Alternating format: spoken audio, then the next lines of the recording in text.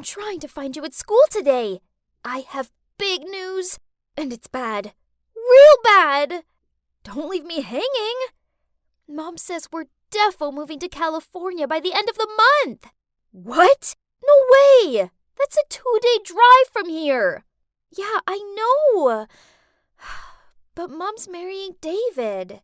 The same David that's scared of spiders, cockroaches, and everything?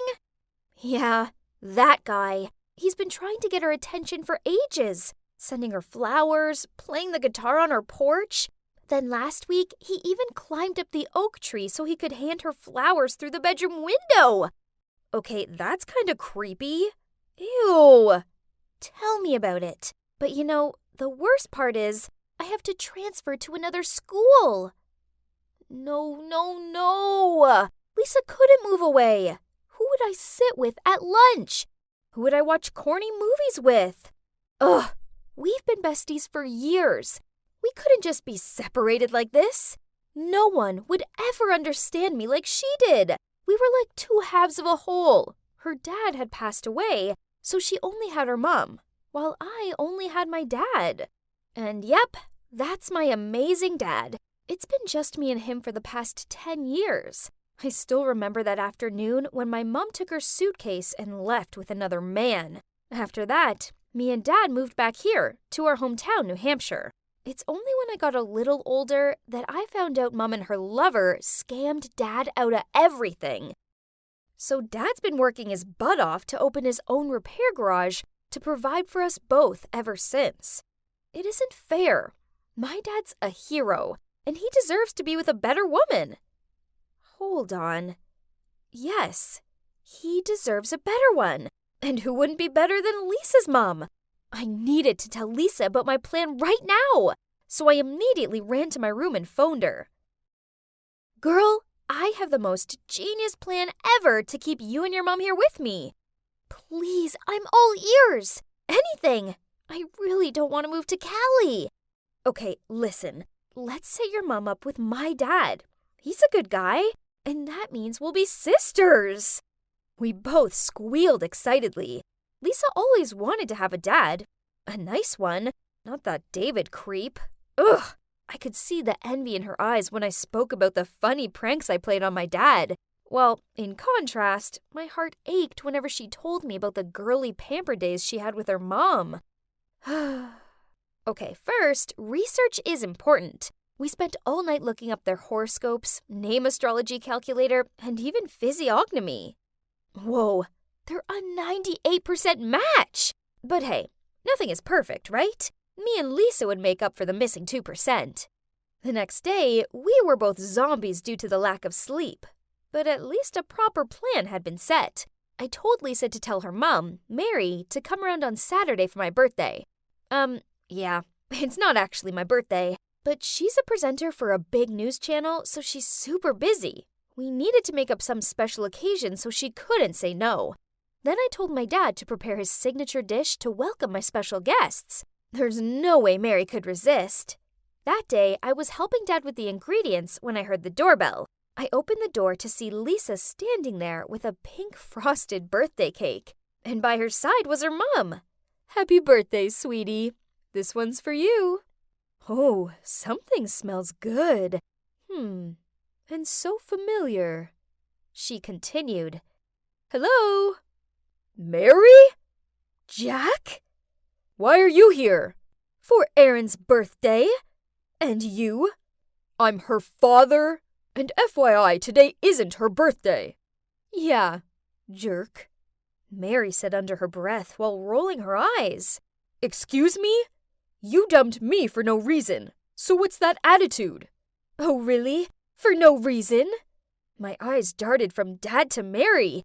Huh? Why were they yelling at each other? This was very confusing, but I could guess that they used to date? OMG, what a small world. Okay, whatever, 'cause it's lunchtime now. And wow, Dad's legendary meatloaf smelled amazeballs. We sat down, and Mary glared at Dad as she took a bite of food. Then she blurted out, Oh wow, I guess some things never change, huh? Your food is still super salty. Oh really?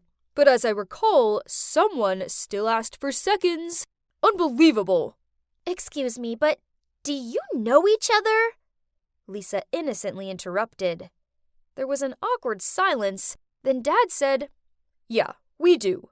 But this is the first time I've seen Mary since we broke up, right after I visited her studio for the first time.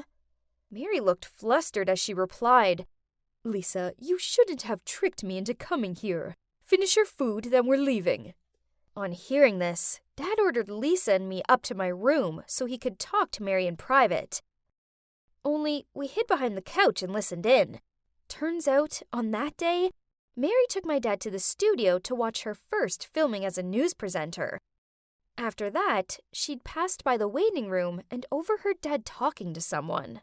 I clearly heard that person ask you how I looked, and you said I was still the same old Mary. Do you have any idea that I spent 2 hours in makeup and was excited to show you? Dad tried to chime in, but Mary wouldn't give him a sec. Worse still, later you even told them you were over the moon I wouldn't be your girlfriend for much longer. Thus, to intercept that, I had to break up with you first. Oh my. So my dad was a playboy or something? Lisa and I swapped confused looks, then continued watching the show. My dad was dumbfounded, and then he said in a helpless voice, Oh, Mary, things were not like that. I said that you look the same because you're always as beautiful as the day I met you. And about the other thing... Yeah? I prepared a ring to propose to you, so you'd no longer be my girlfriend, but my wife. What?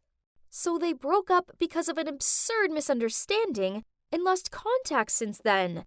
Jeez, I thought adults were meant to know what they were doing. It sure didn't seem like it at times. Mary gave Dad an awkward smile, and they said that they could be friends. Then she told him about David and how she was marrying him on the 22nd of December. No!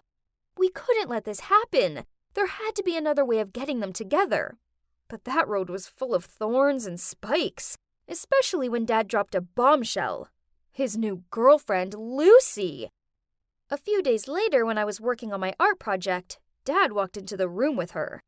Excuse me? She was wearing this super tight bodycon dress and had at least 7 layers of makeup on. Ugh. Then she even dared to pick up the photo of me with Mom and smirked. Oh, how nice. I rushed over to her, snatched it out of her hands and shouted, Keep off my things! I don't like you! She immediately glared at me. But then seeing Dad coming down from upstairs, she suddenly smiled and hugged me while whispering in my ear, You don't, but you have to. Jeez, what a poisonous snake.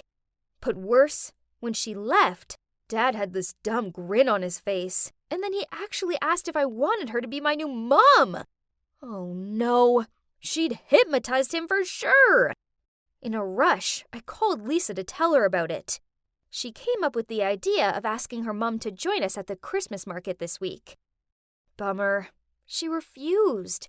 Apparently she had too much wedding planning to do. Ugh. And if you're thinking it couldn't get worse, then Dad invited Lucy along. So Lisa asked her mom to let her stay with me for a few days, so we could teach this Lucy some lessons. May the pranking commence. That morning, Lucy showed up in this fancy light blue dress and ordered Dad to get her a chocolate-covered waffle. What a shame. I accidentally knocked it all over her outfit. Oops! Then a fake fly somehow fell into her hot chocolate. Her eyes almost bulged out of her head when she drank that. But she just gave us a cunning smirk, then grabbed Dad's arm and cuddled close to him. Unbelievable! But you know, diamond cuts diamond. When Dad went to the restroom, with sparkling eyes, I said, Lucy, I really admire a nice person like you. My dad's only a mechanic with $1,500 a month, but you still love him. So this isn't true. He ran his own business. But anyway. No way! He looks rich, though. Oh, he probably was just desperate to catch your attention. He bragged a little bit. And you're proud of that? That's not funny, sweetie. I am out of your dad's league. There's no way I'm putting up with a brat like you for such a poor man. Right at that moment, my dad returned and, no surprises, they broke up. Now she was out of the picture, Dad was free to win Mary over, right? We three went home, and I noticed that Dad was acting weird. He kept on pacing by the door. Then, when Mary arrived to pick Lisa up, he leapt to open it and blurted out to her, "Have you thought any more about us?" She didn't say anything, but I noticed them exchanging these sorry looks. Their love for each other was so obviously real, as they knew each other since they had nothing. Yet they weren't doing anything about it. It was already December 20th, meaning there were only 2 days left till the wedding day. I couldn't let our plan fail like this. I immediately grabbed my phone to call Lisa, but the ringing was next to me. She'd left her phone at my house. Dang! Then the next morning, I walked by her house to go to school as usual, but no one was home, and she wasn't at school either. Oh my, had they moved to David's already? I told Dad this right away when I got home. He thought for a second and asked me to get in the car ASAP to go to California. So our bumper 2-day road trip began. When we reached the wedding venue, it was empty. Oh no, we were too late. Dad looked devastated, so I put my arm around him and started to lead him out of there. But then the receptionist appeared and said, "Oh, didn't they let you know either? The wedding's been canceled." Dad's face lit up, and we both raced over to the car and started the long drive back. Oh, it felt like ages in the car, and now it was just 2 hours until Christmas Eve. The roads were full of beautiful Christmas decorations. I looked through the windows and saw people gathering with their families, while Dad and I were driving nonstop. How sad. We drove straight to Lisa and Mary's, but they were out, so we sat in the freezing cold on their doorstep and waited. Dad dozed off, his head resting on my shoulder. Bless. Then I saw them walking towards us. Oh man, you should have seen their shocked faces. I shook Dad awake, and he looked over at Mary. She dropped her bags and looked at us astonished. Then Lisa told us the whole story. Turns out, on the way to California, they met 2 amateur robbers who forced them to get out of the car. Mary immediately pounded them with her handbag, while David ran off and hid behind a tree with Lisa. When the robbers scampered off, Mary told David everything from the bottom of her heart. That although David was wealthy, that was not what she wanted. Instead, she just needed a man who could support and protect her. She'd been flattered by his gestures of love, touched by his persistence, and thought that love could be cultivated. But things weren't as simple as that. So they broke up, and the wedding was canceled. Dad and I were stunned. Then, with eyes prickled with tears, my dad said, "Mary, I'm sorry for letting you go. But it's not too late, is it?" Right after, he pulled the old ring from that day out of his pocket and got down on one knee and said, "Mary, will you marry me?" She cried out, "Yes!" Both Lisa and I were bursting with happiness.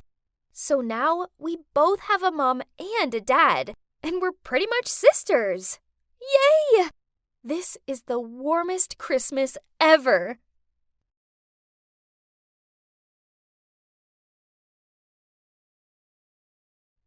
This? Or this one? Ugh, this is such an impossible decision. It's my senior year, so I wanted this last prom to be the most memorable. I wonder which guy will ask me to prom first. Adam's cute, but he's so hot and cold with me. Then there's Devin, the school's hottest swimmer. Oh, and I also heard rumors that Ethan, the most popular jock in school, was planning to ask me to prom at the next baseball game. My buzzing phone broke me from my thoughts. It was a message from my friend Donna saying, "Phoebe, have you seen the news? Lockdown starts tomorrow." Oh my God, this couldn't be legit. Could it? What about prom? Then I received another message from the prom committee. Due to the current rule changes, unfortunately, prom's been cancelled. No! Unbelievable! My prom! It was another message. Geez, I was getting sick of them. I hoped it would be Donna telling me this was all a joke and prom wasn't cancelled, but no. I glanced at it and saw a text message from Jacob, a classmate I never spoke to. That's weird. Curious, I opened the message.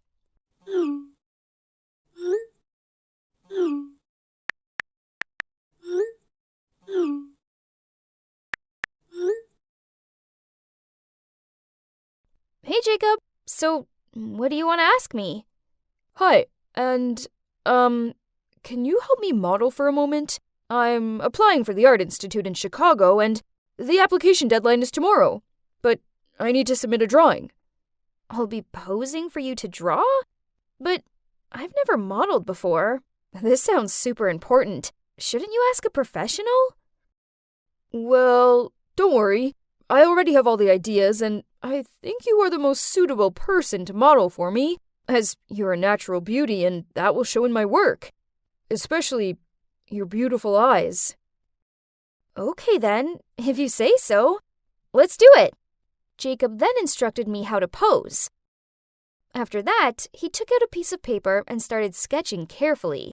Meanwhile, I was sitting there trying my best to help my friend by not moving. Now that I had time to really look at him, I think Jacob is really handsome. Especially when he's so focused on drawing like this. Why has it taken me 3 years of high school to realize this? Strange. How can such a good-looking guy be pretty much invisible in my class? Maybe it's because he's a little on the shy side? Done! What do you think? Wow! You're so talented! I like it. I like it a lot. Really? When can we meet again? I'll give you this drawing. Oh, I thought you were going to send it with your college application. Give me a sec. Just like that, he disappeared from the screen without even answering my question. After a while, Jacob returned with a picture frame in his hand. Then he put the picture he'd just drawn of me in it and hung it up in his room. In the meantime, I'll hang it here, so it's safe and, well, I get to, see you every day. Why did he say it like that? He's totally making me blush by now. What about your college application? Actually, I submitted them already. So, you tricked me? I'm sorry, it's not like that. Actually, I wanted to ask you something else, but because I'm really nervous, I ended up blurting out that I wanted you to model for me instead. So what exactly do you want to ask me? If you don't talk, I'll hang up. Wait! I know it's canceled and all, but I don't want to spend the rest of my life not knowing your answer. So, if I asked you to go to prom with me, would you say yes? I don't know. Only when I receive an official invitation will I consider it. I was giggling to myself at this point. Our class's shyest guy was being so genuine. But then he took a deep breath and said boldly, Phoebe, will you come to prom with me? Aw, I have to admit, I was really touched by Jacob's invitation. So I replied, yes! Dinner's ready, hun. Oh, that's my mom calling. I gotta go. Yeah, you go eat. Thank you. I've received the answer I needed anyway. I gave him my cutest smile and then ended the video call. Swoon? My heart was fluttering. After that moment, I couldn't stop imagining how great it'd be. Only if we weren't stuck in this stupid lockdown, Jacob would have escorted me to prom and, oh my, imagine how perfect we would look together. Such a pity. Now all I could do was just think about him all day. A few days passed, only Jacob hadn't contacted me. Not once. This made me antsy. I was constantly checking my phone. Then there were times I was so close to texting him first. But for what reason, though? I had nothing to tell him. Aha! Got it! Phoebe? What happened? Jacob, I've screwed up. Calm down and tell me what's happened. I almost burned the house down. Huh? What? What did you do? I forgot to turn off the stove while frying the eggs. You see? Does it look like crime scene evidence? What have you done to the poor pan? That worked a treat, as after that, we video chatted almost every day and talked about all kinds of things, from our dreams for the future to our favorite puddings. On the one rare day we didn't chat, I felt myself feeling restless. Is it possible that I was lovesick? One time, while I was standing in the garden talking to Jacob, Nancy, my gossipy sister, caught me. Expectedly, during dinner that night, Nancy told my mother that I had a boyfriend. Ugh, what a snitch. Why did my mother give birth to me and her as well? Fine. And FYI, my mom is one of those super strict types of parents. Phoebe, what did I tell you? Before graduation, you can't date. Mom put her fork down and gave me a serious look. But we're just friends. No buts. From now on, focus on studying and stop contacting him. Understand? Annoyed, I stormed off to my room. That night, I couldn't sleep a wink. I longed to hear Jacob's voice so badly. I missed him. Then, at midnight, I somehow ended up picking up my phone and texting him. I know it's late, but are you awake? I'm so stupid. Of course he wasn't going to be awake at this. Oh, it's Jacob. I'm awake. You want to talk?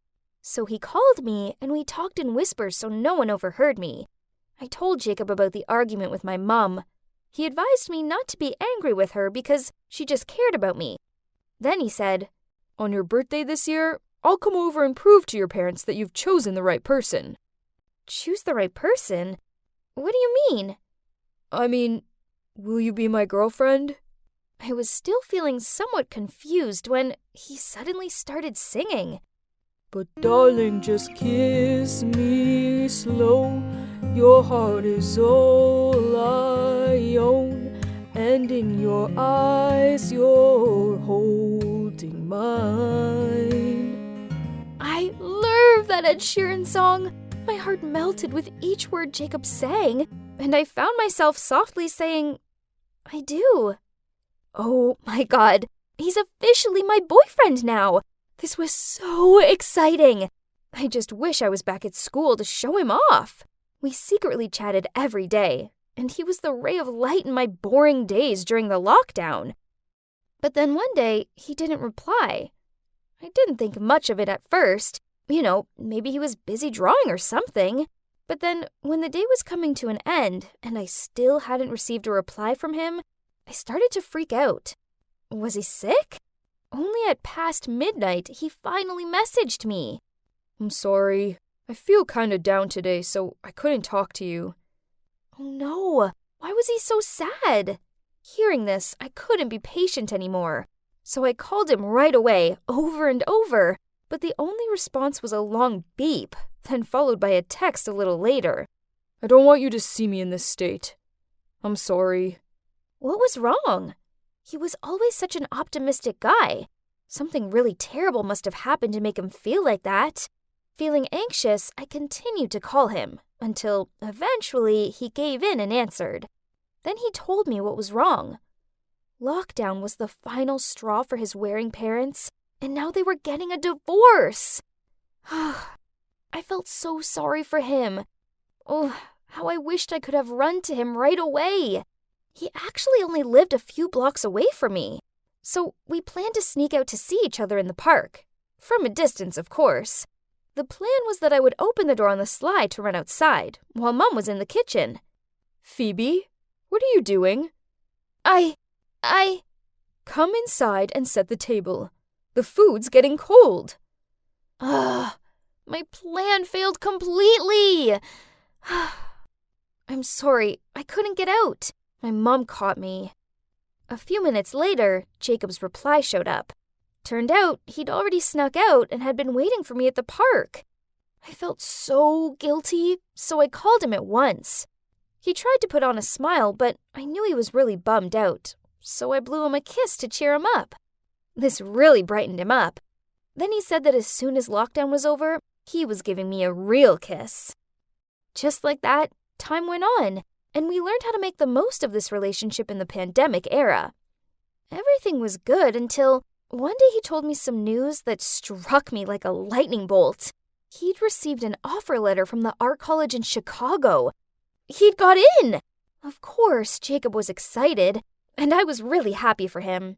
But Chicago was a whole different state, so I'd never get to see him. Jacob said he was still wondering if he should go or not, as he didn't want to leave me. Me neither, but how could I tell him not to go? Jacob, please go chase your dream. Don't give it up over a girl whose hand you've never held. If I go, then what about us? Just leave it. Whatever will be, will be. After that day, there were no more messages or calls from Jacob. Perhaps he was busy arranging things for college. I missed him so much, but I had to let him live his life. Then, on the same day Jacob left, I received a package. I took it up to my room and opened it. Inside was the painting which he had asked me to model for. It's really beautiful. The painting! Now how am I supposed to forget you when I have to look at this every day, Jacob? The city eventually came out of lockdown, and things were pretty much back to some kind of normal. It was just that I couldn't stop thinking about Jacob and how different things would be if he was still here. We hadn't spoken since that time we broke up. I guess it was easier this way, but it didn't stop it from sucking. And to make it even worse, today's my birthday, and all I could think about was him. I was sitting there trying to fake delight as my family brought me out a cake and sang me happy birthday. Hang on, who's that? Standing behind my parents? Oh my, it can't be. It's Jacob! Oh, yes. I found this one loitering outside. He seems keen to see you, and, well, it is your birthday, so I suppose I'll let the no boys rule slide for today. Mom smiled. I couldn't help it. I darted out of the chair and leapt into Jacob's arms. I asked him why he was here, and grinning he replied, I have a promise to keep. Then I introduced him to everyone, and being the perfect guy he was, he's really mature and friendly toward my family, and they love him. But soon the day ended, and he went to leave, so with reluctance, I walked him out to say goodbye. Jacob then held my hand and said, Look, Phoebe, when I was away, I realized how much I like you, and if you have the same feelings, could we give this long-distance relationship a try? Without giving me time to answer, he continued, I'll try my best to contact and come back here often. I will never leave you feeling lonely. I promise. His words were really touching, but, Jacob, I'm sorry. I don't think we can do long distance. Why not? 'Cause I've applied to College Columbus in Chicago, and I got in. We're gonna be neighbors!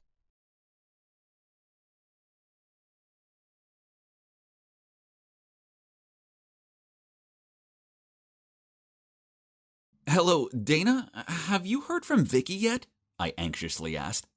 Vicky hadn't shown up for school, but she wasn't at home either. She'd gone AWOL. And I was frantic with worry, especially as it passed 10 p.m. already. Nope, this is very out of her character. Martin, tell me what's going on between you two. I facepalmed. Ugh, the word complicated wouldn't even be enough to describe this situation. It's a long story.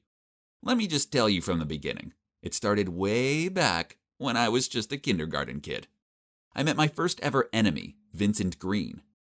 We just didn't see things eye to eye from the get-go. One normal day, I just finished my Lego city when Vincent charged over like Godzilla and smashed it to pieces.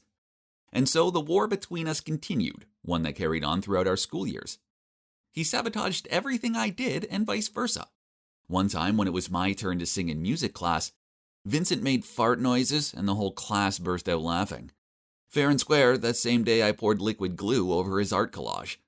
Another time he stuck a note on my back saying, I wet the bed. Seriously, I was getting really paranoid as to why all these kids were laughing and pointing at me. Ugh. So in return, I put this fluffy pink teddy in his backpack. And in class, when he went to pull out his pencil case, the teddy flew out and landed in the middle of the room. Back then, Vincent had already seemed to be quite a girl magnet. I guess they viewed him as a pretty boy, but come on. All kids look the same, right? So I started going around telling everyone, Vincent only wants to play with the girls. Ew, gross. 5 years later, and our feud was still ripe. Vincent was great at studying, and baseball too. He was the PE teacher's favorite. And I know this sounds stupid, but that being flocked by girl thing was no longer gross. It was like a medal of honor. I tried so hard to be better than Vincent in everything. I was also one of the top students. I joined the soccer team. And I also had girls surrounding me. Still, that was not enough. Not until Vincent accepted his defeat. But then middle school started, and guess what? Vincent wasn't there. Finally, I was free of him. Now I could stay on top, flirt with girls, and become basketball captain without him trying to sabotage me. All eyes were on me, and it was fantastic. Although there was a small part of me that missed the competitiveness. Then on another day, like every other day in high school, I was walking along the corridor and noticed that all the girls were getting in a frenzy about something. "What's going on?" I asked my best friend Tyler when I arrived at my locker. "Not sure. It's probably the new boy or something. Girls are squealing all over the place." I didn't feel good about this. And then, just like in those slow-mo Korean drama scenes, the new boy ambled along the hall charmingly smiling, one hand holding a baseball bat, the other air-shooting girls. My face was slowly getting hot. Eyes goggled at the new boy. Yes, it was Vincent. He slid past me, sneered and winked. What a lousy jerk. That was definitely another declaration of war. A few days later, I saw Vincent everywhere, applying for class president, competing for the baseball team captain position, and flirting with pretty much every girl in school. Ugh, he was like a bad rash that wouldn't go away. To make it worse, his grades from previous schools somehow ended up published online, which made everyone go giddy for him. Ugh, Vincent Green, you just wait for it. However, he would have to probably wait forever, because I was ready to give up all the competitive intentions the moment I met Vicky. It was at lunchtime. I was having lunch with Tyler in the school garden when Dana, Tyler's girlfriend, came over. Behind her was an angel. I was stunned, mouth wide open. My half-eaten sandwich even fell from my hand. Dana said, "Hi boys, this is Vicky, my best friend. She used to be my neighbor until her family moved away. But she's just transferred back here now." Vicky gave us both a friendly smile. I, of course, took that chance and befriended her right away. Soon, Vicky and I started hanging out. When I was with her, it felt like everyone else had been muted. She was this ray of light in the darkness. She was perfect for me. Smart, beautiful, exquisite. And she was the only girl in school who didn't go all fluttery around Vincent. Actually, she hadn't so much as mentioned him once. I invited her over to my house, and my parents liked her so much they asked her to stay for dinner. Afterward, Vicky suggested watching a movie. The time whizzed past, and soon it was 10 p.m., and she had to leave. Let me take you home," I insisted. But she told me her brother was already on his way. So I led her down to the living room to wait. The doorbell rang. I went to answer to find Vincent standing there. We both froze and glared at each other. What on earth was he doing here? That's when Vicky walked over to him and said, "Let's go." Then she turned to me and kissed me on the cheek. Aw, sweet. But I couldn't think about this right now. Why was my mortal enemy at my front door? Vincent grunted. Vicky, what's going on here?" I also snarled. "Yeah, Vicky, what's he doing here?" Despite the death stares we were giving each other, she just shrugged. "Oh, Vinny, this is my boyfriend Martin. Martin, this is Vincent, my brother." Brother? My wonderful and perfect girlfriend is Vincent Green's sister? No. Yo, you're dating this loser? Vincent pointed a shaking finger at me. You are really that jerk's sister? I was trembling even more, while Vicky seemed unbothered as she walked toward the car. Vincent immediately growled at me. "Stay away from my sister," before he quickly chased after her. I stood there deadly still, a horrified look on my face. I probably resembled some sort of gargoyle. No way. How could an amazing girl like Vicky be related to that jerk? The next day, Vicky texted me to meet her at the cafe. "We need to talk." Uh-oh, no man ever wants to hear those words. Talk about a bad omen. But we were meant to be going on a double date with Tyler and Dana tonight, weren't we? I entered the cafe to see Vicky sitting there, looking all sulky with her arms folded. Oh no, this didn't look good. Before I even had a chance to sit down, she blurted out, "Martin, why have you never told me about your arch enemy? Do you have any idea how big of a fight Vincent and I had last night?" I sat there open-mouthed. Truth was, since meeting Vicky, I no longer cared about Vincent or our war. I only wanted to focus on Vicky. She made me so happy. I explained this to her, and she replied, "Vincent still hates you. He's forbidden me from meeting you again. Of course, I'm not listening to him, but I want you to both solve this dumb feud." "There is nothing to solve. He started this back when we were just little kids. He's a grade A jerk." I started to get heated. Vicky sighed. "I mean it. You guys need to talk. As for me, I'm not going to let Vincent tell me who I can and can't see." I was so mad at that dude, I just refused to understand her words. I repeatedly came back at her that I didn't want to solve anything with Vincent. Then it got worse. Being as stupid as I could, I blurted out, "It's either him or me, so who's it going to be?" Vicky furiously stood up, shouted, "How dare you make me choose a side? I love you, but that's my brother," then stormed off. Did she just say she loved me? Oh man, what had I just done? To my surprise, the double date still went ahead. The four of us were in this Italian restaurant, but Vicky hadn't said a word. This was so awkward. When Vicky was in the restroom, Dana gave me a piece of advice. "You should listen to Vicky. Go make peace with Vincent." Then, to my annoyance, Tyler also agreed with Dana. I ignored that and asked Dana to take Vicky home. Later, we got into another big fight on the phone. I couldn't understand why she kept telling me to reconcile with that idiot. Just because she didn't want to stand between two rivals? Furiously, I said, "I hate your brother. So there's no way I'm going to reconcile. If you love me, you'll be on my side." Vicky yelled out, "Both of you are so childish, and neither of you care about my feelings." Then she hung up. So that was the story. Now this brings you up to date, and I have zero clue as to where my girlfriend is. I need to find her, and if that involves putting my differences with Vincent aside, then so be it. So I called everyone to the park, including him.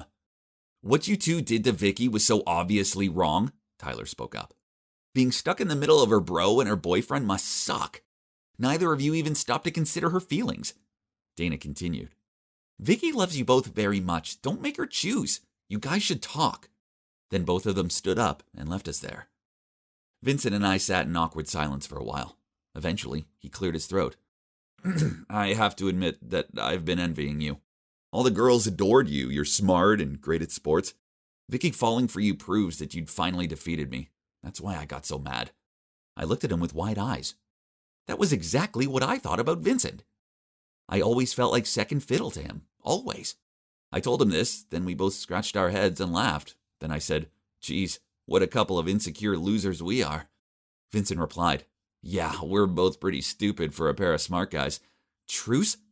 He held out his hand and I shook it. We realized that no amount of attention could compare to the love we got from our girl Vicky. Suddenly, something popped up in my head. I know where Vicky is," I said. "Let's go, Uncle Vinny."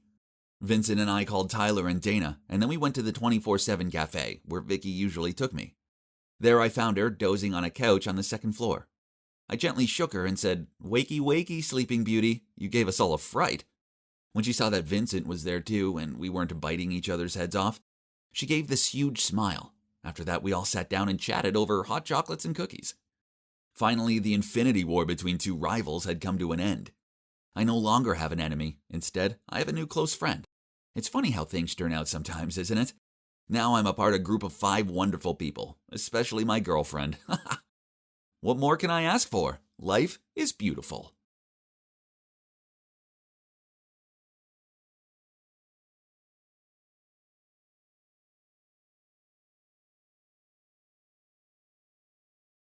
It was just a normal day, a day like any other, and I was jamming to my favorite song as I walked home when suddenly, "May I have your autograph, please? Oh, you're even more handsome in real life. Marry me!" OMG, how annoying. Don't they have anything better to do? So I took a deep breath and then blurted out, "Oh, I'm starving. This weather really got me craving for some tacos. If only..." Predictably, without letting me finish the sentence, they rushed off, and 5 minutes later, the girls returned with enough tacos to feed me for the whole week. I grabbed one, chewed on it with my mouth open, then wiped my mouth, and burped so loud, they gave me disgusted looks and quickly left. And indeed, my Twitter feed that evening, and it didn't disappoint. I saw lots of posts from fans saying I was rude, greedy, and ungrateful. These dumb fans should stop fantasizing about their idols, really. Okay, enough internet for today. Now, I have to review the script for tomorrow's performance. I'm passionate about magic and participate in all the big-name shows in this city and beyond. Every day involves vigorous research into new tricks. Clearly, it's paid off. Hi, I'm Ashton, and my latest magic show was hugely successful. But alas, this isn't me. This is me. And that guy is Jasper, my identical twin brother. And that cute girl is Miranda. She's our schoolmate, but also our assistant. She's the real wind of change to our shows, as well as being the most adorable girl I've ever seen. But I've never had the courage to tell her that. We did a great job today, especially you, Ashton. The script was incredible, and the audience adored it. I don't know how I can ever thank you guys enough. I've learned so much, and I'm having lots of fun working with you both. This was my opportunity to tell Miranda how I feel. I opened my mouth to speak, but then a smiling Jasper came up alongside her, touched her shoulder, and said, "And you too, sweetie. You're so talented and charming, the audience thinks you're amazing, as do I." Miranda smiled back, and then they both started chatting and walking away, leaving me behind. To be honest, we might have been identical in looks, but our personalities were polar opposites. My brother thrives off attention, while I'm kind of shy. When we were little kids, everyone preferred Jasper over me. It didn't matter that our mom dressed us in the same clothes. People always swarmed around Jasper and called him handsome, bright, and smart. But me, well, I may as well have been invisible. Now, don't get me wrong, I don't hate my brother, but I'm fed up with always being a shadow next to him. See, even these trophies have Jasper's name on them, not mine. "Hey, Ashton, I got this for you a few days ago, but I forgot. Have fun." I smiled wryly and mumbled back, "Thank you," but honestly, inside I felt terrible. I was the mastermind behind our performances, not him. I wrote the scripts, created the tricks, and even designed our costumes. But why did he get all the glory out of it, and even became an internet sensation while no one took me seriously? Oh, I forgot to tell you. The fans yesterday were Jasper's, not mine. I'm always being mistaken for him. So yesterday I decided to have some fun and play a small trick on him. It was funny because Jasper was completely bewildered about where this scandal had come from. Ha! Again, Jasper's fans thought my account was his private one, so they bombarded me with messages full of tasteless nonsense. "Jasper, I love you so much." "Jasper, I'll sue you for stealing my heart." "Have you seen my boyfriend? He's reading this text right now and his name is Jasper." Ugh. I was about to turn off the phone and go back to bed when suddenly I spotted Jasper commenting on Miranda's new post, and they just kept replying back and forth. Ugh, these fangirls already made me feel so sick.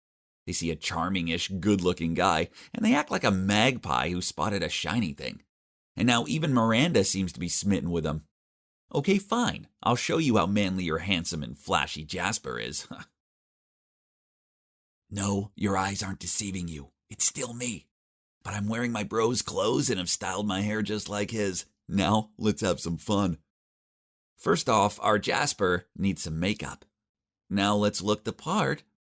As planned, it wasn't long before people started recognizing me and started videoing.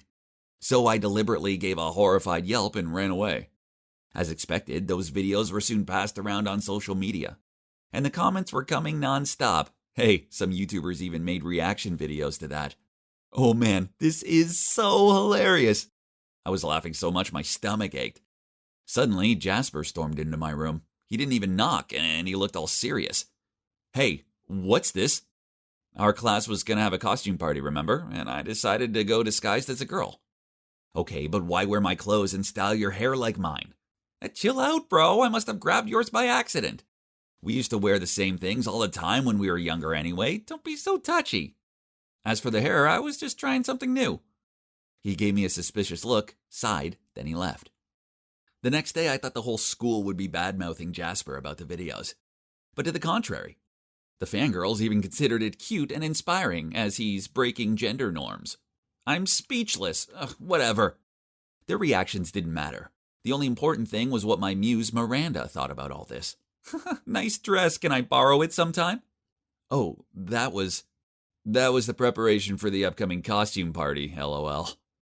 Ooh, no, I mean, it's cute though. Gosh, my plan's now officially a massive fail.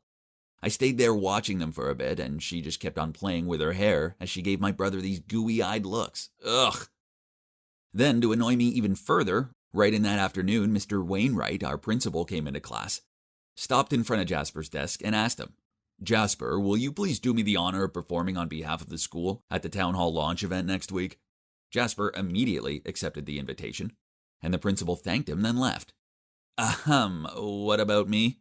He didn't so much as look my way. You know, I'm the one who creates the content and everything. Jasper's just the one who acts following my script. This is so frustrating.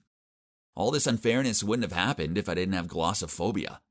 Yeah, public speaking scares me out of my wits. So I could just sit there, fist clenched, feeling my anger grow. This sucks. I was backstage with Jasper going over the show itinerary when Jasper blurted out, "I want to make a small change. I want to confess my feelings toward Miranda at the end of the show." He pointed to the stage and continued, "I'm going to hang a box of flower petals on the ceiling, and during the applause, you'll pull the strings and whoosh! The flower petals will fall down on us as I confess. How's that? Romantic, huh?" I was dumbfounded, but still managed to utter, "Oh, yeah, that sounds good." But my heart was suffocated. There's no way I can let that happen. So I came up with a plan. Since I was the one who's in charge of the props, that day I secretly replaced the box of flower petals at the end of the rope with a bucket of dirty water instead. Didn't that sound much more fun? Then before the show, I pulled Miranda aside and told her, "Jasper has a surprise plan for you. You're gonna love it." Once she received this gift, there's no way she'd ever want to see Jasper again. Ha! I couldn't wait. After the show ended and the crowd applauded, I waited for the signal wink from Jasper. Then I pulled the strings and watched on. Oh no! Technical error! The rope holding the bucket had jammed, and now the whole bucket was falling. Jasper dived forward and knocked Miranda out of the way. The bucket whacked him in the head. He collapsed, and stinky, muddy water went everywhere. The whole venue was in an uproar. Oh my God! What on earth did I just do? Ah! I held my head and shouted. But wait! Why was it so dark? Hey! This is my room, isn't it? I felt so cold, drenched in sweat and shivering. Reached my phone to look at the calendar. I had to pinch myself while my heart was still pounding. Turns out D-Day is yet to come. It's tomorrow. So I was just dreaming? I hadn't really harmed my brother, had I? I rushed into Jasper's room to check. Phew! He was lying there playing on his phone. I felt so bad just because of childish jealousy. I'd almost harmed my own brother. I thought for a moment and then walked over to him to confess everything. "Jasper, I'm sorry, but I have to say this. All the scandals recently were done by me, deliberately. The tacos incident and the Walmart one, too." He looked up from his phone and sighed. "Why would you do that?" "Because I like Miranda, too." "Huh? Really? I didn't know that. Why didn't you tell me?" I was even going to ruin our performance tomorrow." "Okay, just scold me or hit me, anything. I deserve it." Jasper clenched his fist and held it up in front of me. I closed my eyes and was ready to take it. But then, to my surprise, he patted me on the shoulder and said calmly, "I'm angry. No, furious. But honestly, I'm more disappointed. We're brothers. We're family, you remember. But I'll take the blame too. I suppose I do milk the fame a bit too much sometimes. I know you're the one who comes up with all the killer content, and I suppose I shouldn't have been so open with my feelings towards Miranda. I should have stopped to consider yours." After talking for a while, we finally agreed that after the performance tomorrow, we would text Miranda to confess how we feel toward her. And whoever she accepted, it would be God's will. The performance was outstanding, and we even got to take photos with the mayor and shake his hand. But the most thrilling moment was this. When we got home, Jasper and I sat next to each other and texted Miranda to confess our love. The message popped up on our phones one after another. So, who will win in this game of love? I held my breath and opened the message. "Ashton, I feel the same, but please keep it a secret from Jasper. I don't want him to feel awkward. X." I was about to shout out with joy when I saw Jasper looking smug. We looked at each other in bewilderment, and then held the two phones side by side to compare. Oh my gosh. Miranda texted me and Jasper the same message. She just switched our names around. Gosh. So she planned to love us both in secret? All this time, and my so-called muse actually was just some sneaky little snake. Dang. And to think I almost lost my brother over her. She's really not worth it. We were stunned, then we both burst out laughing. And you can guess what we did after, right, of course. We said bye-bye to Miranda and found a new assistant. Hopefully we both won't get hurt feelings for this one. It's true that I used to be sick of being my bro's sidekick, but it's different now. I understand that even though we look the same, we each have our own personalities. That's why there are different things in life that might be suitable for him, but not for me and vice versa. And you know what? I'm proud of that. Besides, I'm working hard to overcome my shyness and put my face in the light. People are finally getting to know me, and though I'm still the guy behind the scenes, I also have a huge fan base now.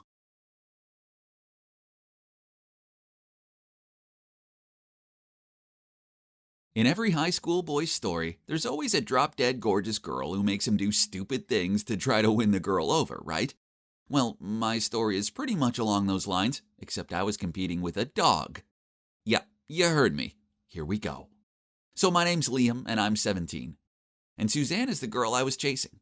I remember the first time I laid eyes on her. It was during a football match at school, and she was one of the cheerleaders. Her bouncy blonde locks and her bright blue eyes drove me crazy, and I couldn't take my eyes off her. In other words, I was smitten. So that's when I started my pickup plan. I paid my friend $10 to find out her address and her favorite food. Stalk her much? Well, this was only the beginning. Once I had her address, I walked up to her house holding a strawberry cheesecake with a love letter attached to it. I peeked over the fence and was about to put the cake on the doorstep, ring the doorbell, and run away.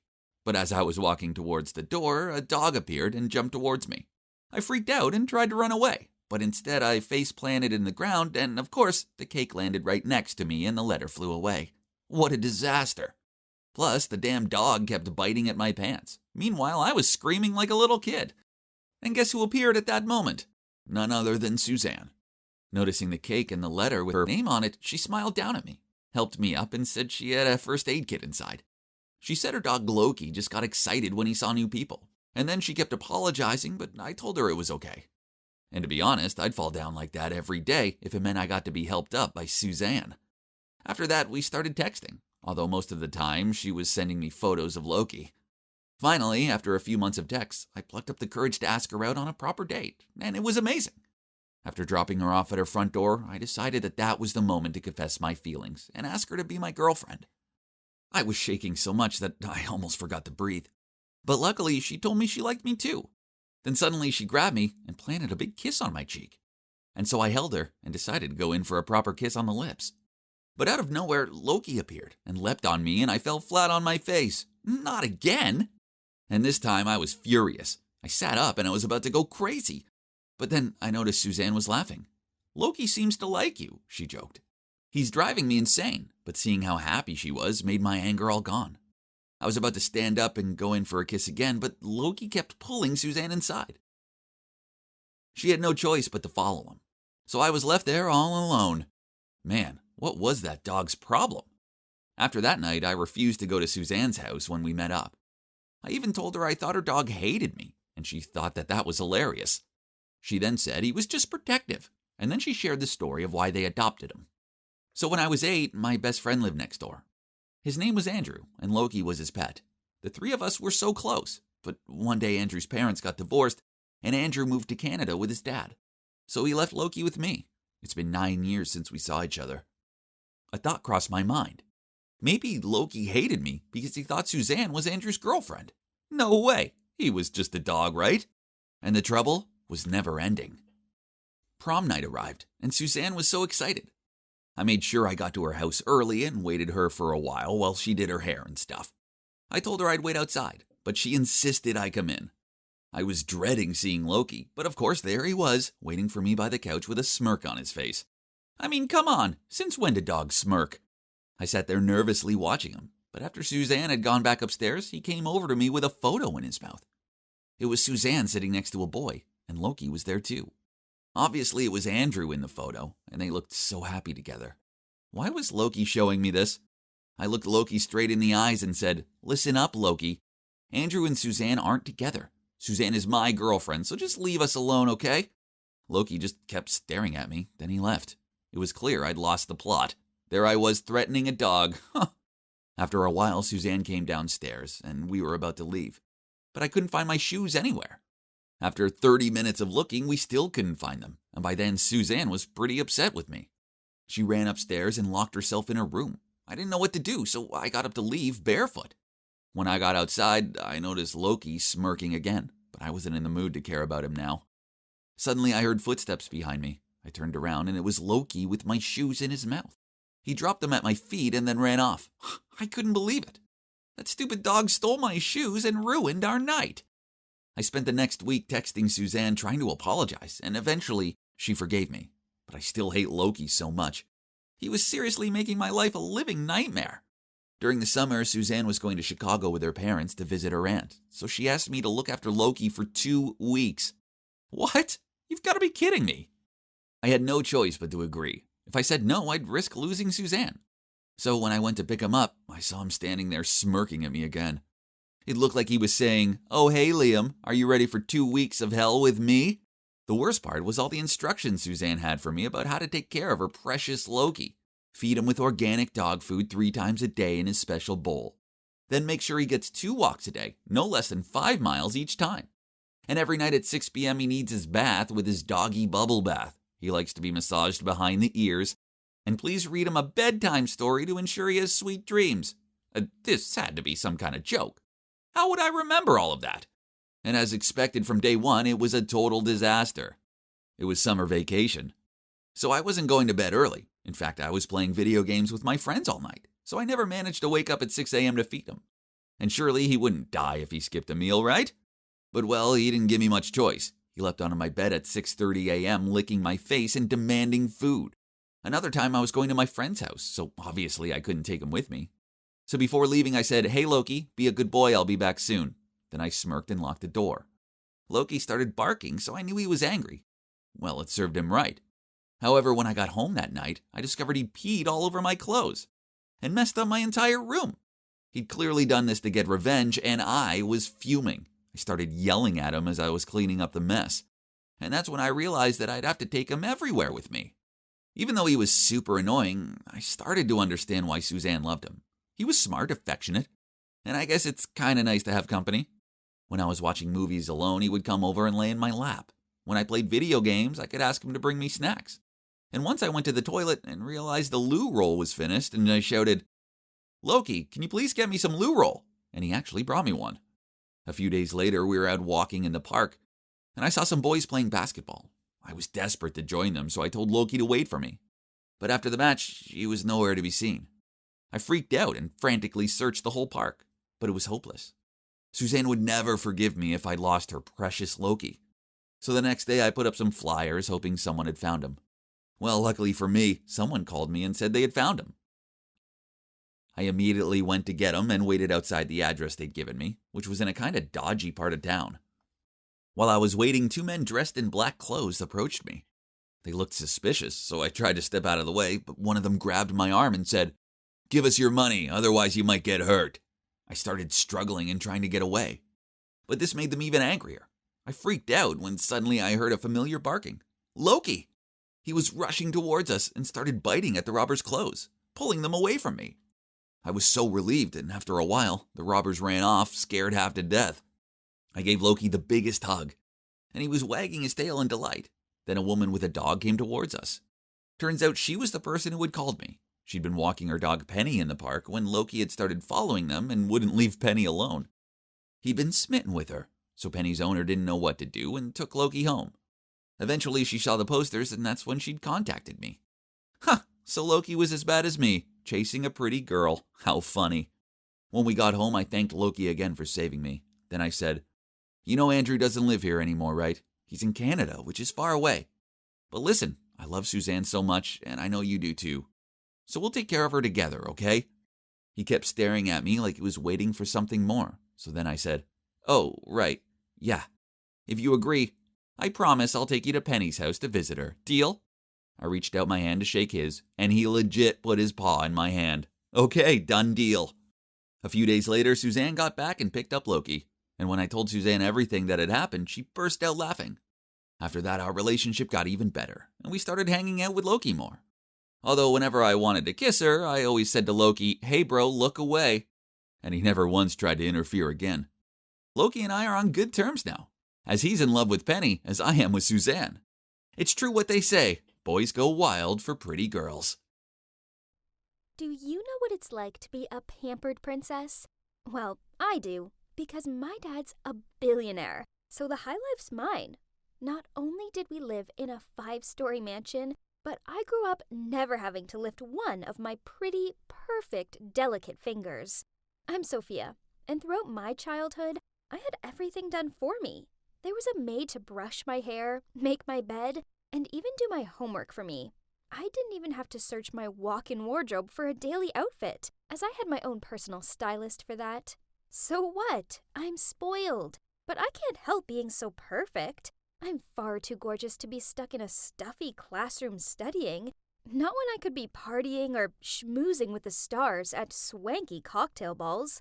But then, one morning, after a particularly crazy night out, I arrived home with a makeup-smudged face and only one shoe. Dad frowned at me, and then he said, Sophia, you can't carry on like this. You're going to college, starting next week. But, Dad, I don't need to go to college. School sucks. Plus, we have enough money to last us several lifetimes. Let's just travel and have fun. But Daddy insisted I couldn't just sleep all day and party all night. Ugh! So, I decided to major in interior design for now. Some of the course was okay. I mean, I liked the pretty fabrics, but I just didn't see the point in being there. So, after a month, I dropped out and planned a long trip away with my besties. But there was one tiny problem, as paying for this trip would cost way more than my allowance could cover. So, I had no choice but to don my best puppy eyes look and ask my dad for money. Daddy, please. College just isn't for me. But I really feel that going away for a while will help clear my mind. He snorted. I highly doubt that, Sophia. You're lazy, self-centered, and you rely entirely on everyone to support you. You're 20, for God's sakes, so act like it. I pleaded back. But Daddy, I just want to have some fun with my friends. Then get a job and spend your own money on whatever you like. But if you carry on behaving this way, then don't expect any more handouts from me. You're lucky that I still haven't kicked you out, Sophia. But soon. What? That's so unreasonable. He was my father. It's his duty to support me. Jeez, did he not love me at all? I was so mad that I shouted, "You're just some sad, selfish old man!" Then I stormed out of there. I was instructing my maid to pack my suitcases when my mom came in and handed me a bank card, saying it's a secret between us two. Yay! Thanks, Mom. Now let the dream voyage begin. Wow, it really was heaven to me, with cocktails in the pool and lazy beach days. Well, at least, that wasn't until my friends said they wanted a day exploring. It was hot and sticky out there, but I didn't want to be left alone, so I reluctantly tagged along. We ended up in this small forest area, and I chose to sit under a parasol while my friends went to take a dip in the nearby waterfall. Because, duh, I wasn't ruining my hair for anyone. I didn't understand how this could be anyone's definition of fun. I just hoped that my friends would hurry back. Then I heard footsteps. I turned around, thinking it was the girls, but instead, there were 2 men with balaclavas on. Oh no, this couldn't be good. I jumped up to my feet and began to run, but my designer sandals weren't made for swift exits, and soon they caught me. I screamed out as a smelly cloth went over my mouth.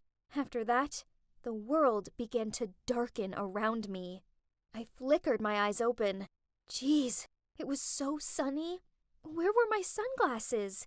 That's when I heard 2 voices, and I remembered being kidnapped. I heard the one man say, "Got her phone?" The other replied, "Of course. I don't want to upset the boss." I was so scared that I pretended to still be unconscious. Then suddenly, I heard the sound of the engine starting. I opened my eyes and saw the men driving away. Now, I was all alone in some field. What? Why would anyone kidnap someone, then just leave them in the middle of nowhere? My friends must be so worried about me. I needed to contact them. But how? I had no idea where I was, and no phone. Ugh. I should find a way out of this deserted place first, then borrow someone's phone. The kidnappers had left a bag next to me, which had a bottle of water, some snacks, and some gross-looking sneakers in it. Yuck! But I had no choice but to put them on, as my sandals were now torn. Ew! I would need so many pedicures to recover from this. I took the bag with me and started walking. After what felt like hours of torture, a farmhouse finally came into view. I whooped with joy and knocked on the door, but no one answered. I know trespassing is wrong, but this was an emergency, so I pushed the door open and ventured inside. I was just going to make a quick phone call, then I'd leave. But then I accidentally stumbled and knocked over a vase. A smashing sound broke the silence. I panicked and was about to run away, but from upstairs, a man came down and shouted, "Stop! Thief!" Before I could explain, he grabbed my hand and pulled me back. I tried explaining that I wasn't a thief, but he gave me a skeptical look and said, "Well, in that case, you can leave once you've paid for my vase. That's a collectible." What? This ugly thing? Ugh. I told him I would as soon as I made a phone call, so he doubtfully passed me his cell. I stared at it.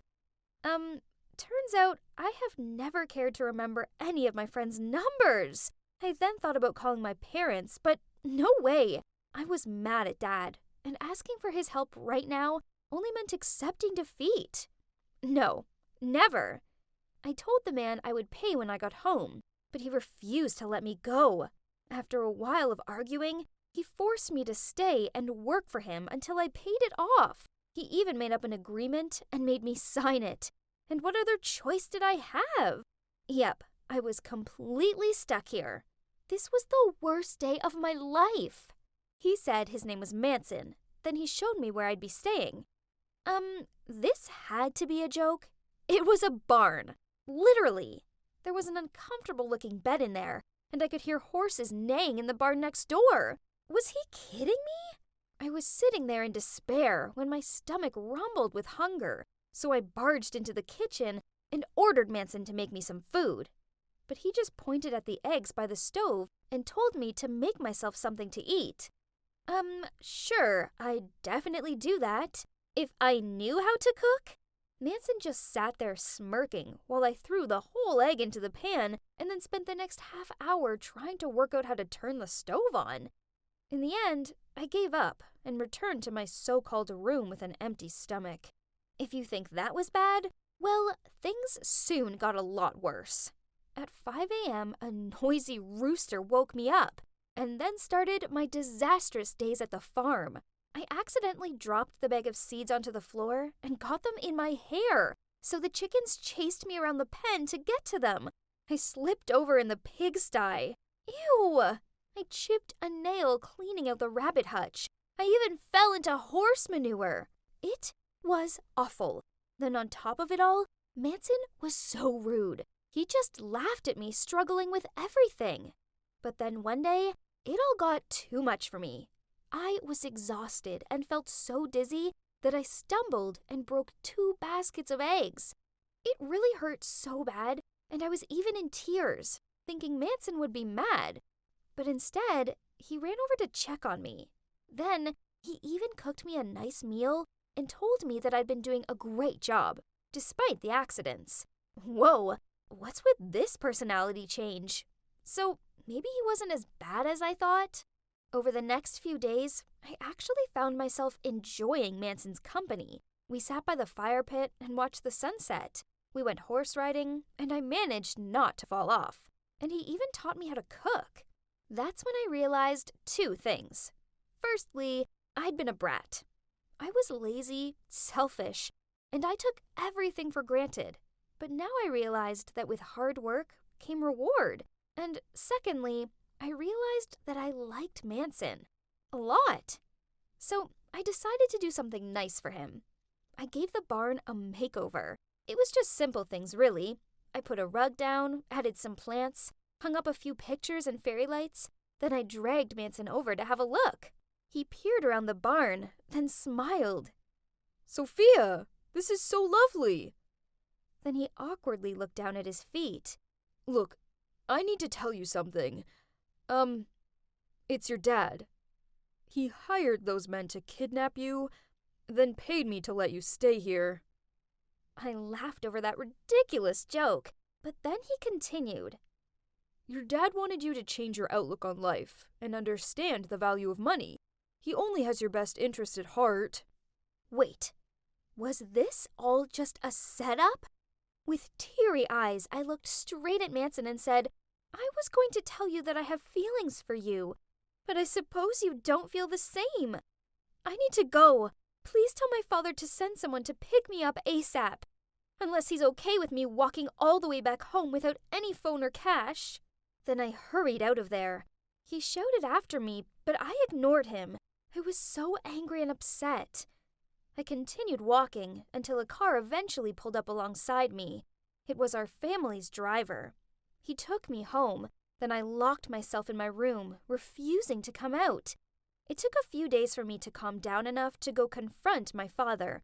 And when I did, well, I found myself running into his arms and telling him how sorry I was. He looked so shocked. I finally realized that my dad only did that because he loves me, and he wanted me to see the true values of life. I told him I would resume my studies at college, but there was something else I needed to do first. I showed up at Manson's doorstep with some carrots for the horses and a new vase. On seeing him, he grinned, then gave me the biggest hug. Guys, life isn't all about designer clothes and expensive holidays. Sometimes a stinky farm full of even stinkier animals and a cute guy, well, that can be the best place in the world. As for the future, well, Manson and I are both taking it slow and seeing where it goes. I do have big plans for his farm, though. I'm helping him renovate the barns into holiday cottages so other people can sample the country life too. A part of me will always be a pampered princess, but as for the other part of me, well, it turns out she can make a mean egg bagel and outrun a pen full of chickens. Don't take life for granted.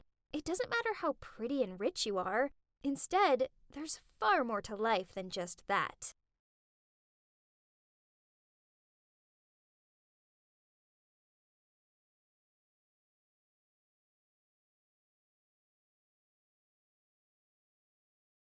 I gripped onto the swing chains and stared down at my feet. Someone was walking over. It was Lydia. What's up? She asked as she sat on the swing next to me. Hey. I managed a weak smile. It's probably nothing. It's just, my parents have been arguing a lot. Then this morning, Mom smelled some unfamiliar perfume on Dad's shirt and accused him of cheating. Is he really having an affair? Lydia rubbed my shoulder. No way! Your dad probably just got caught in a spray mist cloud at the department store or something. You shouldn't jump to conclusions that quickly. Your dad loves your mom. Anyone can see that, so don't worry. I mumbled a yeah in agreement.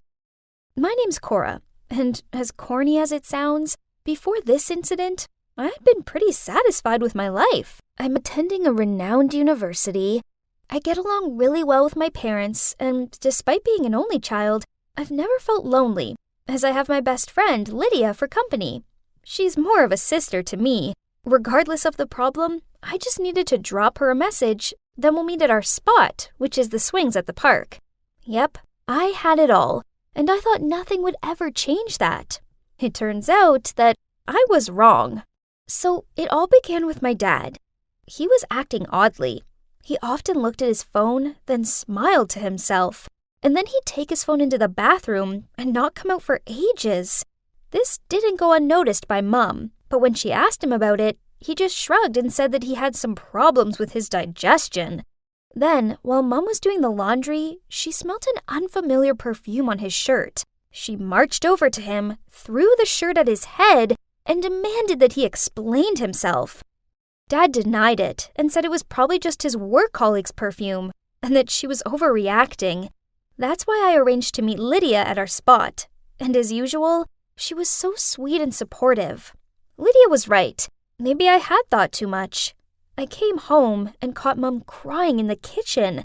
She looked at me with puffy eyes and said, "Something isn't right. I just know it. He doesn't look at me like he used to." I sat down, hugged her, and said, "Mom, let's stop overthinking. I trust Dad. He'll never betray us." I stayed to comfort her for a while, then eventually she calmed down. The next evening, Dad came home with a big bouquet of blue roses, Mom's favorites. Then he cooked dinner for us both as an apology for making us sad. Mom looked touched, and she also apologized for misunderstanding him. I told myself that things would be okay now, right? For the next few weeks, Mom and Dad seemed to be fine. But then, on my mom's birthday, we invited Lydia and her mom Josie over for dinner. My mom was busy in the kitchen, so I took the birthday gift off of Josie for her. That's when I smelt it. Her perfume. It was the same scent that had been on Dad's shirt. I was sure of it. Over dinner, I noticed that Josie kept on looking over at my dad and laughed at all of his dumb jokes. Oh God, was my dad having an affair with my best friend's mom?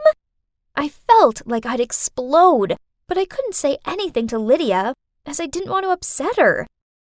So I'd do my best to avoid my best friend until I figured things out. This worked for a few days, but then one day after a class, she rushed over to me and said, "Cora, why are you avoiding me?" I pretended not to hear her and kept on walking, but she grabbed my arm and continued. "Did I do anything wrong? Will you please just tell me?" I spilled out, "I'm pretty sure that my dad's having an affair with your mom." At first, she looked shocked, but then she hugged me and kept on apologizing. It was all too much for me, and I burst into tears in her arms. She told me that she'd talk to her mom and find out what was going on. The next day, I met Lydia at our spot. She looked super awkward, then said, "It's true. My mom had a month-long affair with your dad, but she promised that it's over." My world came crashing down around me. I just couldn't believe it. Lydia hugged me and told me it'd be okay. I was so lucky to have such an awesome friend like her. We both decided it'd be best not to tell my mom. The affair was over, so why break my mom's heart now? I tried carrying on like normal, and for the next few weeks, it really felt like everything was okay. Dad was really sweet with Mom, and he even surprised her with a posh dinner out. But then, one afternoon, I saw Dad pacing the garden. He was on the phone with someone, and I heard him say, "Okay, I'm coming now." Then he got into his car and drove off. I decided to follow him, and it soon became clear where he was going. He pulled up in front of Josie's house and then walked straight inside without knocking. My heart sank. So he was still seeing her. Without a second thought, I called Mom and blurted out, "Mom, Dad's having an affair with Josie. I'm there now. Come and join me and we'll confront them together." 5 minutes later, my mom showed up. She looked both sad and furious. We went straight to the front door and banged on it, and I yelled out, "Open up! We both know about your dirty relationship!" But suddenly, someone spoke behind us. "Hey, Laura. Cora, is everything okay?" We turned around and saw Josie standing there with a grocery bag in her hand. I was about to tell Josie to stay away from my dad when Lydia opened the door and gave us confused looks. "What are you doing here?" "Oh, do you want your dad? He's fixing the dishwasher." Then Josie said, "Lydia, I told you to call a plumber out to fix it. The plumber said he was fully booked today, so I think that I could ask Mr. Roberts for help." She replied, "Oh no! So it turns out I'd misunderstood what was happening and messed everything up." Suddenly, my dad appeared in the doorway and said to us, "What's all this banging and shouting about? Right, we're all going home now to talk." As soon as we got home, Dad waved his arms about in anger, then yelled at Mom, "You're crazy, jealous, and unreasonable, and I can't be around you anymore." I felt so bad.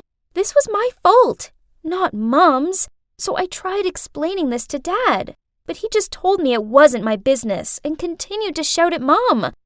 At first, Mom just sat there silently, but then she quietly said, Is it any wonder I act how I do?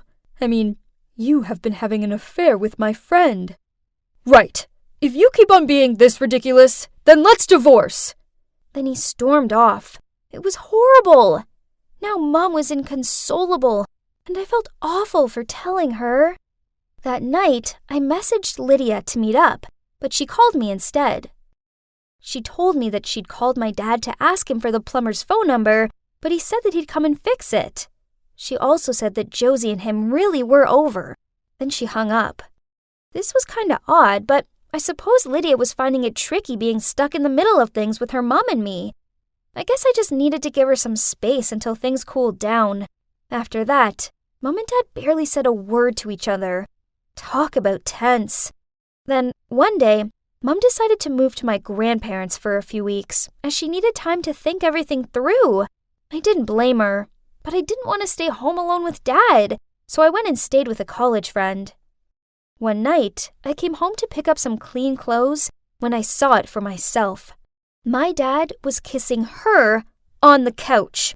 I couldn't believe my eyes. He was such a liar. So I coughed to clear my voice, then said, "Oh, so it's over, is it?" They both looked up at me, and that's when my eyes met with hers. Only it wasn't Josie. Nope, it was Lydia. She stammered out, "Cora, why are you here?" What? Lydia?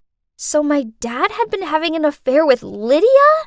How could the girl who was always there for me through high school breakups, bad grade mishaps, and growing pains do this to me? Then Dad put his arm around her and told me everything, that he had never had any affair with Josie. It was Lydia all along, and that they were in love and wanted to get married. It was all too much for me, so I rushed out of there. Lydia ran after me and called out my name. Then when she caught up with me, she grabbed my arm. "Cora, wait, I want to explain. Your dad and I interrupted her. "Why lie? Why say it was your mom?" "I'm sorry. I just wasn't ready for everyone to find out then. So I sprayed my perfume on my mom and made up the story that she'd admitted to having an affair with him. As for the dishwasher thing, well, I set that up, as I knew you'd follow your dad and call your mom. I feel bad, but your mom needs to know. He doesn't love her. He loves me." I jerked my hand away and shouted, "You're such a liar! You don't deserve to be my friend, and you can't have him! He's with my mom!" Suddenly, she changed her attitude, smirked at me, and said, "Cora, let's accept the truth. Your dad is bored of your mom. Actually, I'll be your stepmother soon, my little daughter." Then she left. I had jello legs, and I was so overwhelmed that it made me feel dizzy, so I sat on the curb and tried to calm myself down. Then I called Mom and told her everything. She cried a lot, but she thanked me for telling her the truth. After that, Mom came home and told Dad she wanted a divorce. Then she demanded that he move out. This was 6 months ago, and it's been hard, but Mom and I are getting there. I haven't spoke to Dad or Lydia since, although I've heard that they're living together. I know I can't avoid them forever, but I just don't know if I'll ever be able to forgive them. For now, I'm staying strong for Mom and helping her through this. Then maybe one day in the future, if they contact me, I'll be ready to meet them, and maybe, eventually, find it in myself to let them back into my life.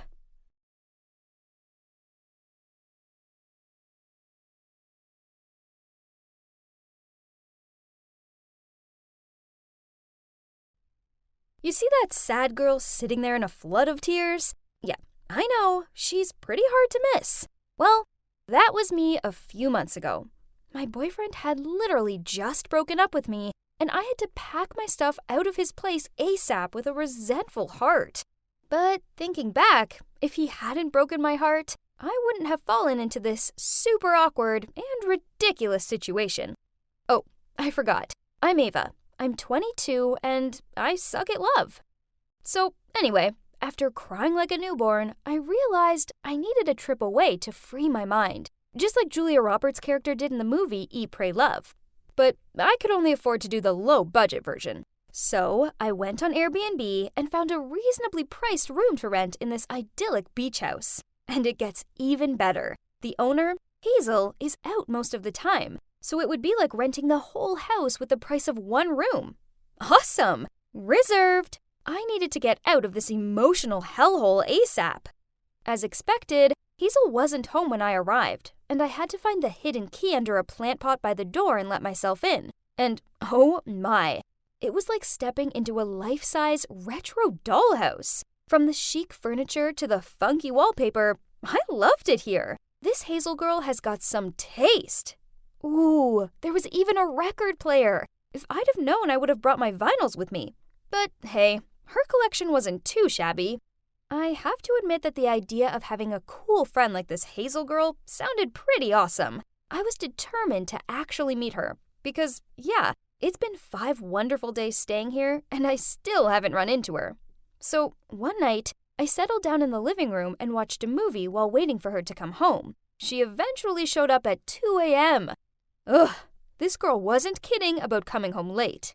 I greeted her and said, "Hey, I saw you have an Exacta 35mm film camera. That's so cool. Also, would you mind if I take a look at your vinyls?" She looked a bit confused and replied, "I have a what?" "Oh, you mean those rusty old things? They're my brother's. I doubt he'd mind. He always talks to me non-stop about them. So I think he'd be happy there's someone in this house who speaks the same language as him." Ha! Oh, they're her brothers? How very interesting. This got me thinking. Is he handsome? And what about his personality? Is he an arty type with a kind soul? Daydreaming about this mystery guy became a regular occurrence for me. Oh gosh, was I crushing on a guy I'd never even met? How desperate was I? One day I came home from grocery shopping. I was totally exhausted. So I threw the groceries in the kitchen and jumped straight onto the pile of blankets on my bed. Only it wasn't just the simple blankets. What? Someone was under them. We banged heads. Ouch! I removed the blankets to catch this pervert out. Huh? I know this guy. It was my ex. What in God's name was he doing here? Oh, for the record, this wasn't my current ex. This was Nolan. We used to date back in high school, but I'd not spoken to him in a long time. So it turns out he's Hazel's mystery brother. Ew. This whole time I'd been accidentally crushing on my jerky ex-boyfriend. This made sense now, as we always did have lots in common, but ugh. Thank you, universe, for ruining my vacation. With a dagger stare, I asked him why he had the audacity to be napping in my bed. He snorted, then said, "Your bed? This is my house, in my room. The question is, what are you doing here?" Reluctantly, I explained everything to him, and it turns out he was meant to be away on a 2-month business trip, so Hazel put his room on Airbnb without asking him. The problem being, he came back early. He just shrugged and said, "But I'm home now, so can you please take your stuff and get out of here? I'll get Hazel to refund you or whatever." This made me mad. I'd paid for the room. I had rights, so I was staying put. So I told him, "I'm not going anywhere. You'll just have to sleep on the couch." He didn't seem happy about it. In fact, he grumbled to himself as he left the room. But at least he left. I thought this would be it, but oh, how wrong I was. And that's when the war for the bedroom began. The next morning, I awoke to hear these weird squawking noises. Then I felt something flap in my face. Sleepily, I tried to whack it away and opened my eyes. Staring back at me was this massive gull. Ugh! Nolan! There were about a dozen of them hanging out in my room, all pecking and flapping around my stuff. It took me over an hour to shoo them out of the window. Afterward, I was so mad that I locked myself in the bathroom. After 30 minutes, Nolan thudded on the door. He urgently needed to use it. I opened the door with a smirk on my face and brushed past him. I soon heard his disgruntled shouts. Yep, I'd wrapped the toilet paper with duct tape. Ha! I wasn't done with him yet, so that evening I hid some cookie crumbs on the couch, and he woke up the next day covered in ant bites. He was like a real-life dot-to-dot. Yes, it's 2-1, loser. This went on for a couple of days. Nolan switched the toaster settings, so my breakfast was ruined. Yuck. So I sneakily downloaded a fake cracked screen app on his phone and placed it on the floor. When he picked up his phone, he totally freaked out and started blaming his dog. It was so funny. All this pranking was exhausting, so I was kind of relieved when Nolan went out one night and I could just chill on the couch and watch a movie.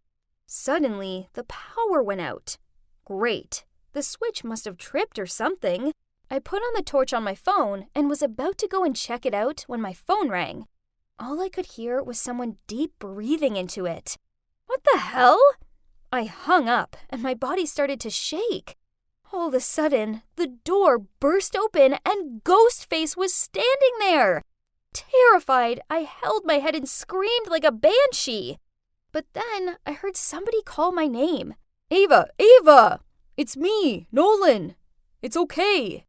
I was so relieved to see him that I jumped into his arms and cried into his sweater. Please don't cry. I've got you, he said in a soft voice while he held me.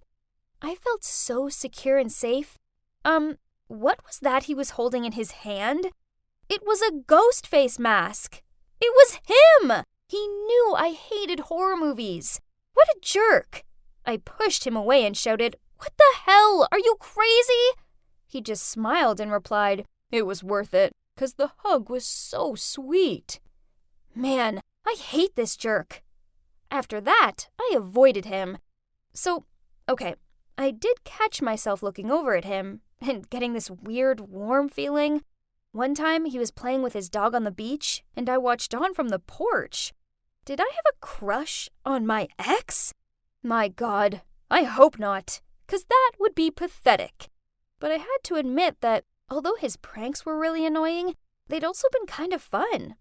It made me reminisce on the old days when we were together, and we were so happy back then.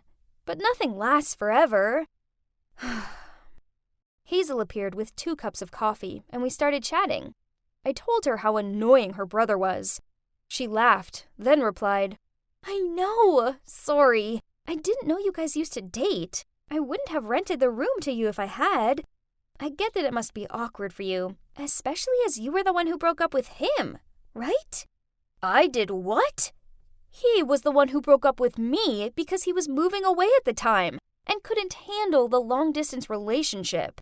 And worse, he did it over a freaking letter. She looked at me confused, then said, "Oh, that's peculiar, as he told me he wrote you a letter telling you about his feelings. Then you shouted at him that it was over." I replied, "Part of his letter said, 'I love you and all, but this long-distance stuff is like madly scary.' So it kind of seemed obvious to me that he wanted to end things." She shook her head. "No, I swear he just wanted to tell you how much he loved you. But obviously, my dearest brother totally sucks at writing. What an idiot. I told him he should have let me proofread his dumb love letter." So it turns out our breakup had all been a misunderstanding. I mean, come on, who writes love letters anymore? Anyway, the past was the past, so I decided it was best to leave it there. Besides, I only had a few days left here. On my last day, I packed my things and said goodbye to Hazel. I had to admit that I was really gonna miss it here. Nolan was nowhere to be found. He must be celebrating 'cause he finally had his room back. Whatever. It's not like I needed to say goodbye to him. I took a cab to the train station. On the way, I couldn't shake Nolan out of my head. He needed to know the truth about the breakup. I couldn't let him think that I was a cruel person back then. "Stop! Turn around!" I shouted out to the cab driver. I ran back into the house. Hazel stared at me in shock. Why aren't you at the train station?" Oh, wow. I couldn't believe they wanted to get rid of me so fast. I was about to leave when Hazel continued. "Nolan just took a cab there to talk to you. Let me call him." Nolan answered the phone and asked me to meet him at a lighthouse nearby. Oh gosh, I was so nervous. What did he want to tell me? Maybe Hazel had told him about our convo the other morning. I spotted him. He was holding something. Gee, I hoped it wasn't another letter. He blushed while looking at me. Then he said in a shy voice, You forgot something in my room. Then he handed me a bag. I opened it, and there was my lingerie! Oh, great! How could I forget them? So he wasn't going to tell me anything. But wait a minute. These weren't mine. And they still had the tags on. He giggled and said, Sorry, I swear that was the last prank. I just needed a reason to see you. Hazel told me everything. I don't blame you for our breakup. I blame my poor writing skills. The point is, I love you. I just love you. You're the only girl I've ever loved. Still to this day. I've never loved anyone else. Oh gosh, I couldn't believe it. Although I was pretty sure he'd just quoted that from a movie or series or something. As we all know, he sucks with words, and it sounded familiar. Anyway, I threw the bag of lingerie in his face and then wrapped my arms around him. So, from then on, the room war stopped. Not because I was leaving, but because we became roommates. Let me tell you this. Actually, there's not much to tell. Only, when your boyfriend writes you a letter, please make sure you read it very carefully. Actually, scrap that. Just tell him to get with the times and to text you.